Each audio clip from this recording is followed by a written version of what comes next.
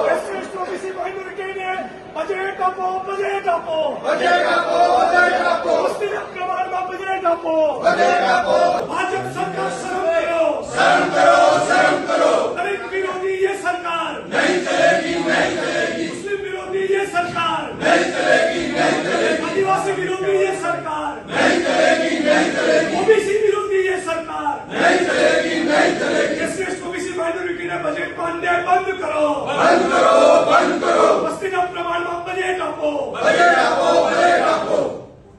આજે ગુજરાત વિધાનસભાની પ્રશ્નોત્તરી દરમિયાન ફરી એકવાર આ ભારતીય જનતા પાર્ટીની ડબલ એન્જિન સરકારનો ગુજરાતની જે બહુમતી વસ્તી છે, જે ગરીબ સામાન્ય વર્ગના લોકો છે, એસસી એસટી ઓબીસી માઇનોરિટી સમાજ, એ સફાઈ કામદારો હોય, દિવ્યાંગ હોય, પશુપાલક ગોપાલક હોય કે પછાત વર્ગના વિચરતી વિમુખ જાતિના લોકો હોય, એની સાથે જે સતત અન્યાય થઈ રહ્યો છે, એની સાથે જે સતત ભેદભાવ થઈ રહ્યો છે, એને સતત શોષણ થઈ રહ્યું છે, તેમ છતાં સરકાર એને કોઈ પણ જાતની મદદ નથી કરતી, એવો આ સમાજ વિરુદ્ધનો ભારતીય જનતા પાર્ટીનો ચહેરો પણ ખુલ્લો પડી ગયો છે.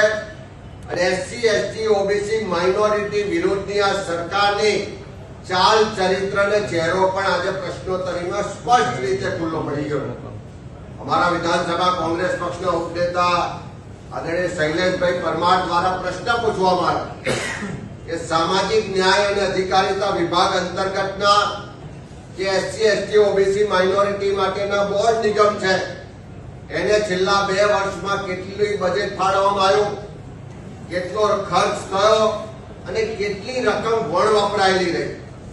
એક તો વસ્તીના પ્રમાણમાં ખૂબ ઓછું બજેટ ફાળવવામાં આવે છે, એની સામે વર્ષોથી અમે લડાઈ લડીએ છીએ. તેમ છતાં ફરી એકવાર આ જવાબમાં જોવા મળ્યું કે વસ્તીના પ્રમાણમાં નહીવત બજેટ ફાળવે છે. અને બીજી બાજુ જે બજેટ ફાળવે છે એમાંથી પણ મોટા ભાગની રકમ વપરાયેલી રહે છે, એટલે કે ખર્ચ કરવામાં નથી આવતી. અહીંયા જે આંકડા છે કે ગુજરાતનો સૌથી ગરીબ કહી શકાય એવો સફાઈ કામદાર વર્ગ, એના ઉત્કર્ષ માટે સફાઈ કામદાર વિકાસ નિગમ છે. ખાલી એક જ વર્ષની વાત કરીએ, 24-25 નું વર્ષ જે પૂરું થઈ ગયું છે હિસાબી વર્ષ, એના આંકડા જોઈએ તો એમાં ફાળવેલી રકમ 76.50 કરોડ હતી. એમાંથી 28% રકમ વપરાયેલી રહી. અલ્પસંખ્યક વિકાસ નિગમ એટલે કે લઘુમતી સમાજના લોકોને મદદ કરવા માટેનું આ નિગમ, એમાં 24-25 ના વર્ષમાં ફક્ત 22.80 કરોડ રકમ ફળવાઈ અને એમાંથી 40% રકમ વપરાયેલી રહી. પછાત વર્ગ વિકાસ નિગમ, એમાં 41 કરોડ ફાળવવામાં આવ્યા હતા, એમાંથી 35% રકમ વપરાયેલી રહી.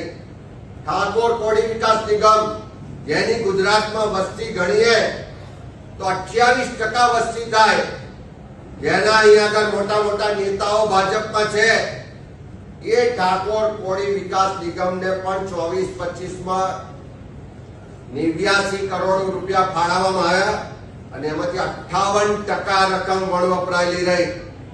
ગોપાલક વિકાસ નિગમ, એમને પણ 23.44 કરોડ ફાળવવામાં આવ્યા અને 50% રકમ વપરાયેલી રહી. અમે જ્યારે સરકારને પૂછ્યું કે આ ઓછી રકમ ફાળવવામાં આવે છે અને બીજા બિન અનામત વર્ગનો જે નિગમ છે એને અનેક ગણી વધારે રકમ ફાળવવામાં આવે છે, તો આ બજેટ ફાળવવાના ધોરણો શું છે, એની આર્થિક સ્થિતિ જોવામાં આવે છે, એની સામાજિક સ્થિતિ જોવામાં આવે છે, એની શૈક્ષણિક સ્થિતિ જોવામાં આવે છે, કયા આધારે બજેટ ફાળવવામાં આવે છે. પણ એનો જવાબ સરકારે ના આપ્યો. ફરી પૂછ્યું કે વારંવાર ઓછું બજેટ ફાળવાય છે તો એના કારણો શું છે, તો એનો જવાબ સરકાર નથી આપતી. ફરી પૂછીએ છીએ કે એક તો ઓછું બજેટ આપો છો, ભેદભાવ કરો છો, અન્યાય કરો છો, અને જે બજેટ ફળવાય છે એમાંથી પણ 50% રકમ વપરાતી નથી, તો એના કારણો શું છે? એક પણ પ્રશ્નનો જવાબ આ સરકાર વિધાનસભામાં આપતી નથી. આ સરકારનો ચહેરો ખુલ્લો પડી ગયો છે. એસસી એસટી ઓબીસી માઇનોરિટી વિરુદ્ધની એમની માનસિકતા છતી થાય છે અને એના માટે જ્યારે કોંગ્રેસ પાર્ટી અવાજ ઉઠાવે, આ સમાજને ભેદભાવ, અન્યાય અને એના ન્યાય માટેની વાત કરે તો એનો જવાબ આપવામાં નથી આવતો. કોંગ્રેસના સભ્યોની વાત સાંભળવામાં નથી આવતી અને ઉડાવ જવાબો આપવામાં આવે છે. એની વિરુદ્ધમાં આજે અમે વોકઆઉટ કર્યો છે.